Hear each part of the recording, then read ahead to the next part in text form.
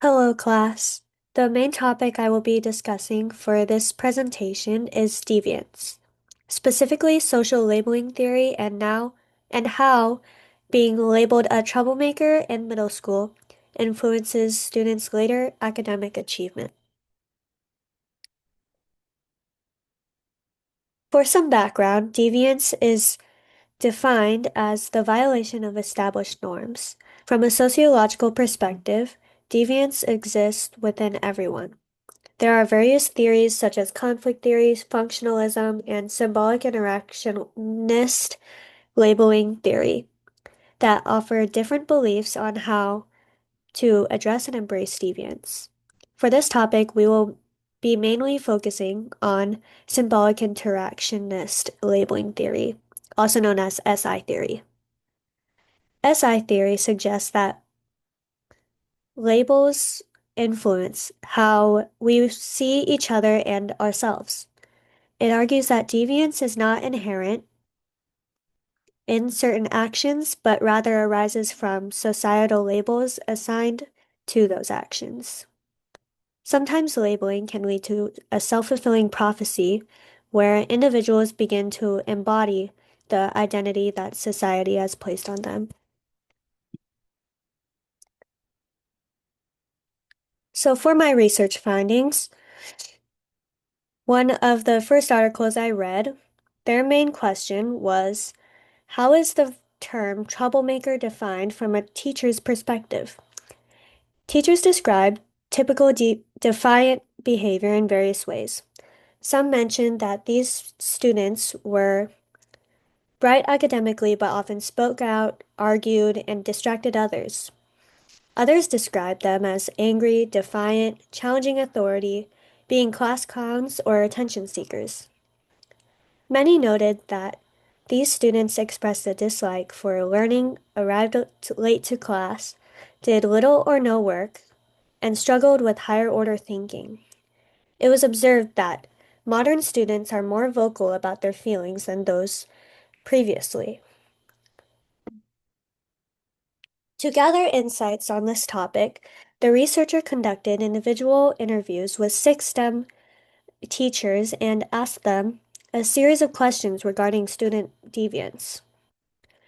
The teachers were asked to select from various statements to better understand their perceptions of why a student may succeed, fail, or cause trouble in their classes. One key finding was the teacher's opinions on the probability of the troublemaker succeeding in STEM. Two teachers were fairly optimistic, stating as long as these students remain curious and driven, they would succeed. They characterized these students as having a knack for problem solving and communicating with others. One teacher suggested that success might be more attainable if the work involves hands-on activities rather than worksheets. In contrast to the three, four teachers held a more pessimistic view. They described troublemakers as lacking initiative and suggested that these students would require external support to cultivate their potential. They projected that these students would face many difficulties and struggles. Negative peer labeling in schools can profoundly impact students' well-being and academic performance. Labels often reflect prevailing peer norms and cultural biases in a school setting rather than the individual's objective traits.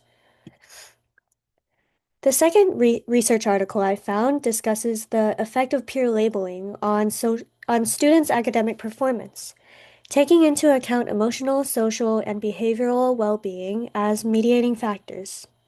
This study employed a quantitative research approach using a cross-sectional survey designed to investigate these negative effects on students. Notably, the indirect effects on peer labeling, mediated by emotional, social, and behavioral well-being, were actually found to be stronger than its direct impact on academic performance. The findings of this study also support labeling theory, which posits that individuals who are labeled negatively by society or by their peers in this case may begin to embody those labels in their behavior. In ways that align with these labels, a vicious cycle of low performance and disengagement is created. Um, Lastly, the dissertation titled Thrown Off Course, School Suspension and Its Consequences for Students' Educational Trajectories and Outcomes explores the factors related to suspension experiences and how suspension correlates with adverse educational outcomes. It pays special attention to how suspension impacts student engagement in school. This dissertation utilizes data from the New York City Department of Education to track a cohort of students who entered the sixth grade in the years of 2009 to 2010 school year until they graduate. It examines both individual and school level predictors of various suspension outcomes and it investigates how suspension predicts educational trajectories and considers how these trajectories help explain the relationship between suspension and negative educational outcomes.